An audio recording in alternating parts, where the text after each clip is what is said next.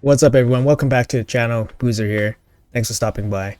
Today's video I'm going to show you guys one team that you can use to conquer the Iron Twins, the Shogun's Grove, and the Sand Devils Necropolis without changing any presets, without changing any gear, without changing any of the champions. One team to rule all three of the hardest dungeons in the game. With that being said, the team is pretty late game and it has some pretty late game gear, so brace yourselves. So let's get right into it. Alright guys, so this is the team. It looks familiar, of course, but this team is so versatile now after the balance changes to the Shogun's Grove, Iron Twins, and the Sand Devil that it basically will conquer all three of these stages. However, it doesn't mean that this team is the most optimized for each stage. It just means that it will be able to defeat each of them without changing anything. So if this is all you have on your roster and you didn't want to change anything, then you can just use this one team. So let's run this team real quick and I'll show you guys what we're working with afterwards, and I'll give you guys some tips and strategies on what works best and how to maximize this team for each dungeon. So here we go, Sifi, Sleep, and then Riho with the debuffs. Then we go Slam, Slam, and then the turn meter boost, the reset, and then the turn meter boost, and then the third nut hits again. So after the balance change, the third nut hit was able to finish off the Sand Devil. So previously, before the balance change, you either need Reaper, a 6-star Reaper, to finish off the Sand Devil, or you needed the fourth nut A3 to finish off the boss, which gives you an extra turn. So now we can do it in 13 seconds and 9 turns. Previously, it was about 16 seconds and 10 turns. So this team improved after the balance change. Some things to keep in mind here is that our Sifi, it's actually you don't want them to be too fast for this stage. So my CV is actually too fast for this stage, so I had to remove the ring, for example, to give her the 9 turn clear. Otherwise she would have A1 and then cost us an extra turn. This is important for things like turn attack tournaments and all that stuff, so you're saving an extra turn. For her, total speed just under 400. With the ring, she is 413, and that was costing us 1 extra turn. So up to you guys if you guys want to keep that extra speed on her, but for efficiency purposes, I removed her 5-star ring, cost us 50,000 silver, but we saved 1 turn over how many runs, which probably makes up for that 50,000 silver. After that, we run the Kaimar. The Kaimar here is not super important. However, I do have him at 242. Usually I have Kaimar about 250 because I need Kaimar to be 250 for my Fire Knight R10 team. So I like to have champions that are basically usable in many different places without changing the build. So in this case, Kaimar, I would prefer him to be at 250. Here's my damage nut in lethal. 269. He has to be just under 270 for this team to work. Quick capped with accuracy for Fire Knight Hard. This is the second nut, 266. So just under the first nut, and then obviously accuracy to land his debuffs against Fire Knight Hard. Lastly, we have Riho Bone Spear here. Don't really need crazy stats on her. The accuracy check for Sand Devil is now about 550, 570. Sorry, I meant previously it was about 570. Now it's about 470, 500. So definitely overkill for the accuracy. So like I said, aim for 500 accuracy on your Riho. And yeah, so this team, like I just showed you guys the gear on them. This team will be able to handle the Sand Devil in 13 seconds, 9 turns. Now let's jump over to the Iron Twins here, and we'll use the same team that we just used in Sand Devil 25. We'll use it against the Iron Twins here. So the big disclaimer here is that the nuts will weak hit against magic affinity, and that will be a problem. You know, it might just be a situation where this team just doesn't work, but it is still possible for it to work and clear, but it might not 100% clear if it is magic. I'll show you guys how it works against this boss. I didn't change any of the presets from the Sand Devil. and let's watch it run. All right, looking pretty good. You'll do a couple small AoE hits here. Counterattack here, costing us a little bit of time. Just did the reset. The cleanse gives us a little bit more health. Second bash goes in. And how this works is that Riho's A2 will actually help us finish off the boss here. If we had a brimstone on Riho, for example, it would speed up a little bit, but we have 39-second clear without really doing anything. So we're using the same team that we used in the Sand Devil, same AI settings, same gear, same everything, and it works perfectly fine. Very good. Let's try that again. There was a couple RNG things that happened, like the counterattack. I believe there was a refresh proc on one of the nuts as well for his A3. I'll show you guys the presets here right after this run. Another counterattack there. Should be enough. Riho's heal is actually pretty important here because it gives us just enough time to finish off the boss here. So just a little bit short on the damage. And Riho should be able to do yeah, just enough damage or help with the damage here with the debuffs. Nut has some self-healing, which is really nice. You guys see how this fight can be a little bit dicey if it was against Magic. So I wouldn't recommend this team against Magic. But I mean, at this stage, you probably could make a very friendly Iron Twins team without using cheese. Well, not really cheese, but like without using teams like with block damage or unkillable. After that, so you just did the Iron Twins. We can hop over to the Sand Devils. Shogun's Grove. So Shogun's Grove here, same presets. Show you guys the presets here real quick.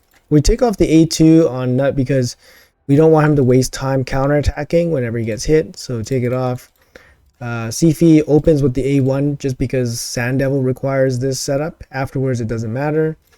Riho, you open with the pressure points and then you prioritize this. Otherwise, she would just keep using the pressure points whenever it's active. And then Prince Kaimar, just remove the sleep and then just make this priority and open. So in this case, I did gear my Prince Kaimar with the most crit damage. This is important for Shogun's Grove because Shogun will attack the champion with the most crit damage first. This doesn't really mean much against the other dungeons, but if you're going to use this Kaimar in the Shogun's Grove, then having him with the most crit damage basically sets up the team to work as is against it. So we can just check it out here.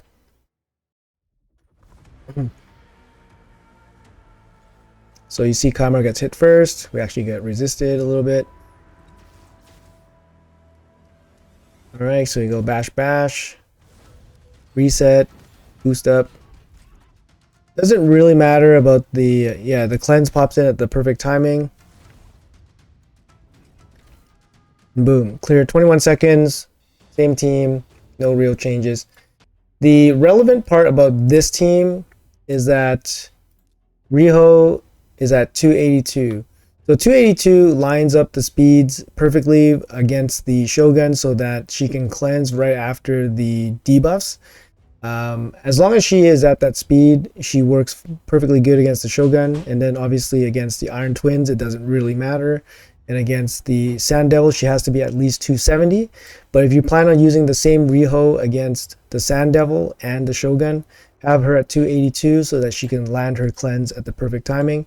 We can run that again just to show you guys exactly what happened.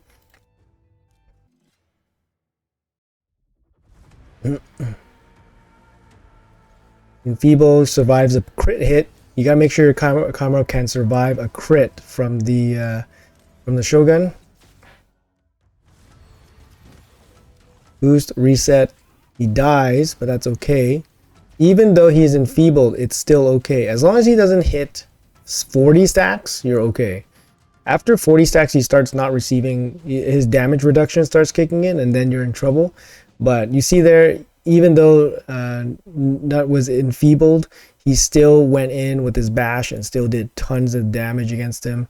So very, very okay. And I'll go in and show you guys the masteries. So masteries is just my arena CP. After that, we have Kaimar with basically whatever masteries. He could be in other masteries, War Master or something, for extra damage. Not here in Giant Slayer. Basically just the most damage output from his triple hit. Riho could be in War Master for some extra damage here, since we don't need all that accuracy anymore. Second nut, got Giant Slayer as well. Same thing. Everybody's fully booked, of course. And I can show you guys some substitutes on what you guys can do to optimize your teams a little bit further. So effectively, we are just using the AI setup for the Sand Devils with the Sand Devils team. So this is the optimized team for this dungeon for my account. And the AIs are set up perfectly for the Sand Devil. The same team can go into the Iron Twins and do the same thing. But you notice that in this team, CV doesn't really do too much for us against this guy. So I'll show you guys another team here that can be a little bit more optimized for the Iron Twins if you guys have an option for it. Alright guys, so this is the optimized team that I have for the Iron Twins. So obviously I'm not using Riho and CP anymore because they just weren't really providing that much to the team. Obviously Riho was giving a bit of a heal for survivability and CP was just kind of there for the defense up. So here I replaced both of them in terms of survivability for a Vogoth, and I added one more damage dealer. So we'll see how this goes. And like I said, it's probably going to fail against magic, so definitely pay attention to that. You guys probably want to build a dedicated team for magic affinity. But otherwise, this would be my more optimized team for the Iron Twins. Counterattack there, costing a little bit of time. If you can land a Brimstone, it's going to be a lot more, a lot quicker, I guess. So this one's 24 seconds, much faster than the other run with CP and Riho. My best was 21 seconds so far with this. We can try again. If we get a lucky Brimstone drop, it might even be even faster. But Vogoth basically in here with the big shield set. You don't need any speed on the Vogoth. He's just here to soak up damage and heal up your team. So of course we still have the two nuts in here with the reset Kaimar, reset on the ninja as well. The ninja's gonna get the extra HP burnout. And just missed the cutoff there on the 21 seconds, but 24 seconds again. Really, really solid, consistent team here. Gonna do it again.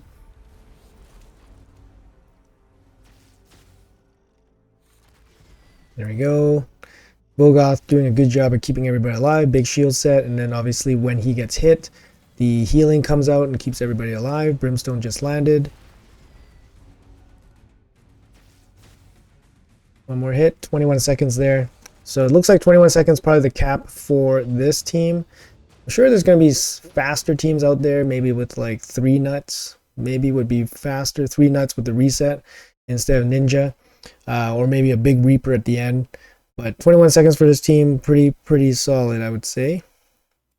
Alright, so hopping over to the Shogun. So this was the original team that we were using for all 3 of them. Obviously, this team still works very, very well against the Shogun. But I'll show you guys an optimized team that I would use for the Shogun on my own account. So hang on. Here's the more optimized team for stage 25 Shogun here. So basically, we take out the Riho for the cleanser. We take out Sifi. And we just add 2 damage dealers. The way the Shogun has been nerfed makes it much more easier to deal with the shade counter. So our blessings don't even need to be so high. If you have a 6-star Cold Heart, it basically takes care of the shade counter from the Shogun like instantly. Also, the Shogun doesn't get really scary until maybe 40 plus stacks. So anywhere between 0 and 40 stacks, you can probably get away with just by dealing raw damage. So even if you have like enfeebled champions, if they're doing max HP damage like Nut here, the max HP, the damage when enfeebled is still going to be pretty significant. So you guys can see here, I'll show you guys a couple runs. It might look kind of scary, but it's been super consistent so far. So Kymar always gets hit first because he has the most crit damage. And that's just the same that applies to every single team that he's in. So my guy is in Relentless, being a little bit troublesome. So this is a very nasty run here. We did a lot of weak hits. We did multiple hits from the Relentless set. So if you guys don't run Relentless, you guys won't run into that issue. I'm thinking about pulling the Relentless from this nut anyways. But you see, as soon as the Cold Heart hits, the 6-star Cold Heart definitely brought down the shade counter from, like, you know, slight danger zone into basically manageable zone. We'll try it again. But when he crits the Kymar, he ends up killing the ninja there. But he doesn't always crit. This one's 15 seconds. I'll try it again. Like I said, my personal best is 14 seconds here. But this run, very, very consistent. You don't even need two nuts for this. You can actually use one nut and 2 cold hearts, for example. See, here ninja survives in 15 seconds right there. So just very, very consistent team. And honestly, Kymar is probably not needed here. Getting the extra turn again.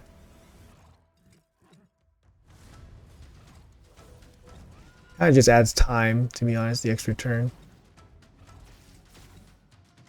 Multiple weak hits there. And this one getting multiple weak hits.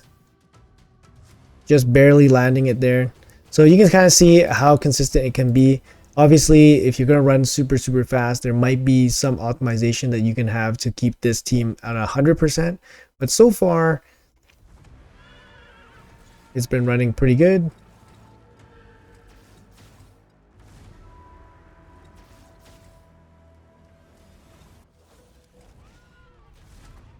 And yeah, like I said, just using plain cold hearts would work. And as long as he's under 40 shade stacks, it's no issue at all. So very, very strong team there. Show you guys the presets. No presets actually like that are very surprising, of course.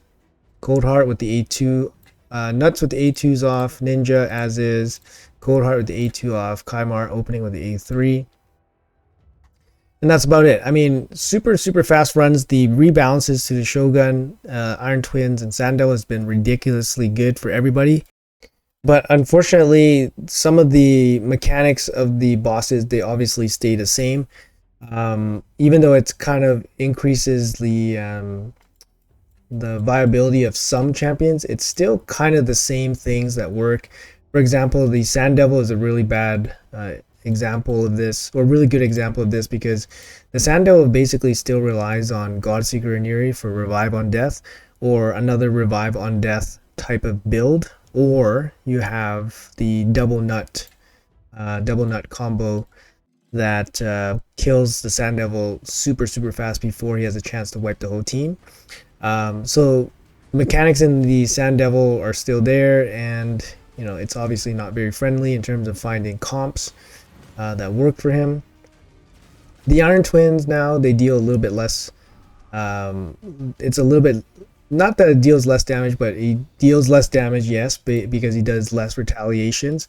But he's also much lower health, so he's easier to kill, and he doesn't get a chance to finish off your team that easily. So a little rework there still is helpful, but you're still kind of using the same champions. You're still relying on unkillable or block damage.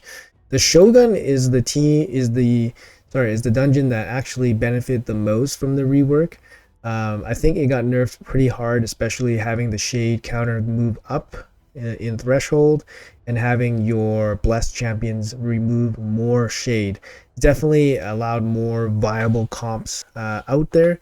So still very good. Hopefully you guys enjoyed some of these teams I've showed you guys. Obviously they're based around the 2 nut comps, which are very, very good. If you have them, if you have just 1 nut, it might still be very good. especially for Shogun. It's still going to be very viable. For Sand Devil, one nut comps still work, but you need the Godseeker and Yuri, unfortunately. But yeah, hopefully this gives you some ideas of what people can do in the later stages of the game.